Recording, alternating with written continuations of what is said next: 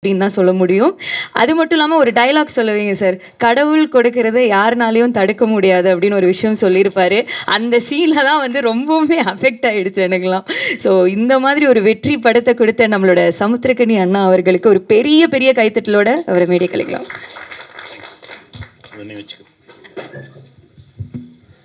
இறைவனுக்கு நன்றி. ரொம்ப தொப்பி கழட்டிடுவா. இது ஓகே. மூஞ்சியே மறைச்சிக்கிட்டாலும் என் வாய்ஸ் வச்சு கண்டுபிடிச்சிக்கோங்க. இறைவனுக்கு நன்றி. ரொம்ப ஒரு மகிழ்ச்சியான ஒரு தருணம். தம்பிகளுக்கு முதல்ல நன்றி சொல்லணும். ஏன்னா எங்கே ஒரு நல்ல விஷயம் நடந்தாலும் அந்த இடத்துல சவுந்தர் இருப்பான். அவன் இருக்கானாலே அங்கே ஏதோ ஒரு நல்ல விஷயம் நடந்துகிட்ருக்கு. இப்போது கரண்ட்டில் நடந்த விஷயம் வரைக்கும் தம்பிக்கு என்னுடைய மனமார்ந்த நன்றி. அப்புறம் கணேஷ் வந்து நான் சீரியல் பண்ணும்போது முதல்ல நான் டைரெக்ஷன் பண்ணும்போது ஸ்மால் ஸ்க்ரீனில் பண்ணும்போதுலேருந்து என் கூட பயணிச்சிட்ருக்கான். கணேஷ் ரொம்ப நன்றி. எங்கள் இயக்குனருக்கு தான் தேங்க்ஸ் சொல்லணும். இப்படி ஒரு நல்ல ஒரு கதையை கொண்டு வந்து என்னை அதுக்குள்ளே பொருத்தி பார்த்து நான் சரியாக இருப்பேன் நம்பி என்கிட்ட கொண்டு வந்து அதை எடுத்து அதை இந்த இடத்து வரைக்கும் ஒரு 5 கோடி நிமிஷம் பார்த்துருக்காங்க இப்போ வரைக்கும் அப்படின்ற வரைக்கும் கொண்டு வந்து நிறுத்தியிருக்காரு. ரொம்ப நன்றி சார், ரொம்ப நன்றி. இந்த படைப்பில் பணியாற்றின உதவி இயக்குனர்கள், இணை இயக்குனர்கள், ஏன்னா இவரோட வேலை பார்க்குறது ரொம்ப கஷ்டம். நைட்டு 2 மணிக்கெல்லாம் எழுப்புவார் அவங்கள. ஆமாம், ஒரு நாள் நடந்துச்சு. ஷொட்ரெல்லாம் போட்டிருக்கணும். சொட்ரு யார்ட்டடா சொன்னேன், உன்ட்ட தானடா சொன்னேன். அப்படி ஏன்ட்ட சொல்ல சார்ன்றான். உன்ட்ட சொன்னா இல்லை சார் என்கிட்ட சொல்ல. மொத்தமே 4 பேர் தானடா, இந்த 4 பேர்ட்டையும் கேட்டால் என்கிட்ட சொல்ல அப்போ நான் யார்ட்டடா சொன்னேன் அப்படின்னு சொல்லி ஒரு பஞ்சாயத்து நடந்துருந்துச்சு. ஒரு பேரன்பான ஒரு இயக்குனர், அவரோடு பயணப்பட்டது ரொம்ப மகிழ்ச்சி. ஜிக்கு என்னுடைய மனமார்ந்த நன்றி. இன்னொரு நண்பர், அற்புதமான நண்பன் ரவி. வாங்க மேலே வாங்க நண்பர் ரவி.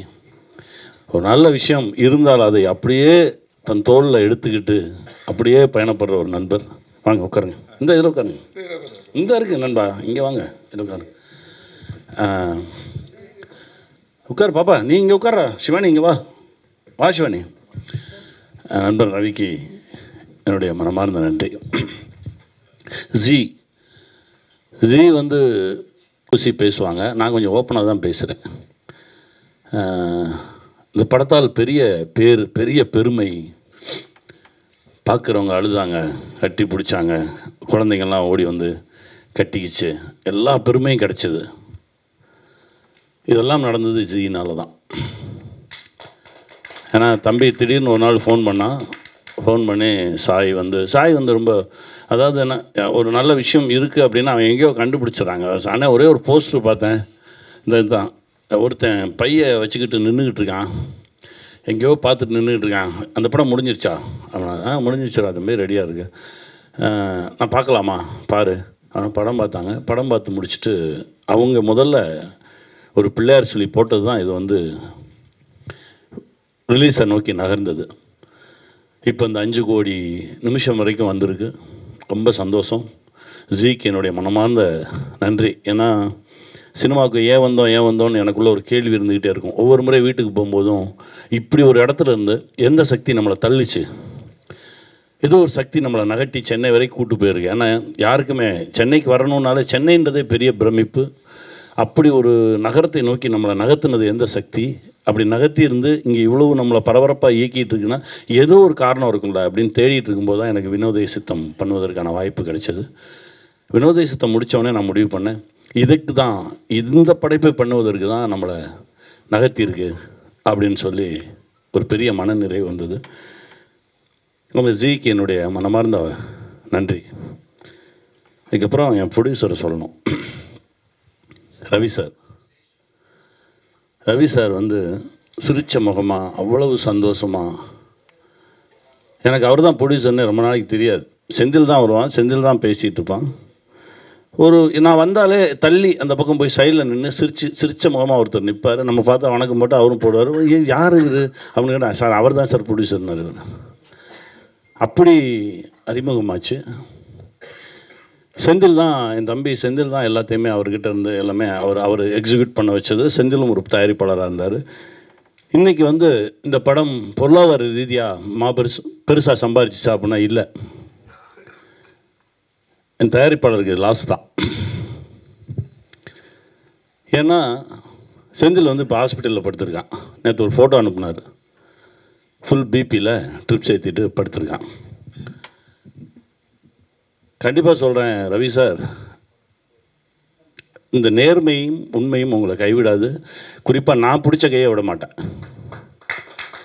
உங்களை எங்கேயுமே தடுமாற விட மாட்டேன். ரவி சார் தைரியமாக இருங்க, இருப்பேன், கூடவே தான் இருப்பேன். இது நடக்கும். ஏன்னா இந்த படத்தில் காலம் கடந்து இத்தனை போராட்டத்துக்கு பிறகு ஒரு நல்ல விஷயம் நடந்த மாதிரி ஒரு நல்ல விஷயம் நடக்கும். அதை நோக்கிய பயணத்தில் தான் இருக்கும். 5 கோடி நிமிஷம் அப்படின்னு சொல்லும்போது ஒரு நிமிஷத்துக்கு 1 பைசா, ஒரு நிமிஷத்துக்கு 1 ரூபா அப்படின்லாம் எனக்குள்ளே ஓடிச்சு. உலகம் முழுவதும் போய் சேர்ந்துருச்சு, எல்லாரும் பார்த்துட்டாங்க, எல்லாரும் நடந்துச்சு. அப்போ எங்கே தப்பு நடந்தது அப்படின்னா, இந்த வெளியீடில் ரிலீஸில் இருக்க ப்ரெஷர் இருக்குது பாருங்கள், ஒரு பெரிய பயமுறுத்தல் இருக்குது பாருங்கள், அதுதான் இந்த படத்தை கொன்னுது. என் படம் எங்கே ரிலீஸ் ஆகிருக்குன்னு எனக்கு தெரியாது. நான் கேட்பேன் இவர்கிட்ட, ஏங்க சிட்டியில் இருக்க எல்லா தேட்டரையும் போட்டு வச்சுருக்கீங்க, ஆனால் தேட்டரில் இல்லையே. தமிழ்நாட்டில் எத்தனை தேட்டர் ரிலீஸ் ஆயிடுச்சுன்னே தெரியல. அந்த அளவுக்கு ஒரு குழப்பம் நடந்துச்சு. எத்தனையோ நல்ல படைப்புகள் எடுக்கிறோம், ஆனால் லேண்ட் ஆகும்போது தான் இருக்கிற பிரச்சனை அது. அடுத்த முறை இந்த தப்பு செஞ்சிடக்கூடாது, அடுத்த முறை இந்த தப்பு செஞ்சிடக்கூடாதுன்னு அப்பா திரைப்படத்தில் ஆரம்பித்து இப்போ மாணிக்கம் வரைக்கும் அந்த தப்பு நடந்துக்கிட்டே இருக்குது. எப்போ சரியாக போகுதுன்னு தெரியல. ஒவ்வொரு முறையும் சிராய்ப்புகள் தான், அடிகள் தான், வலிகள் தான். ஆனால் படைப்பு நல்லா இருக்கு. பரவாயில்ல, பார்ப்போம். சினிமா தானே, இவ்வளோ சக்தி கொடுத்துருக்குல்ல. உண்மையாக இருக்கவங்கள சினிமா என்றைக்குமே விடாது.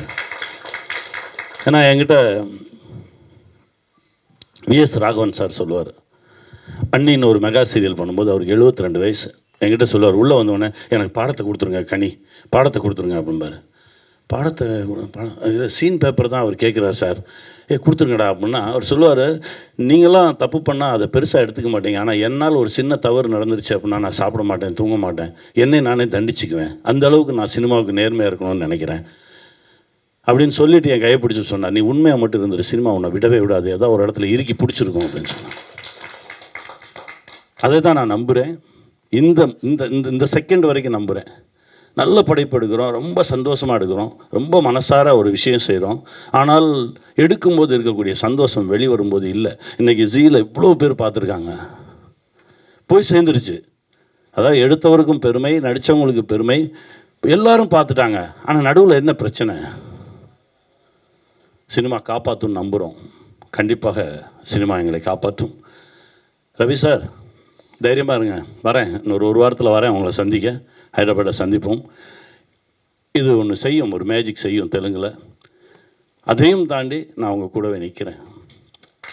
வாழ்க, வெல்வோம்.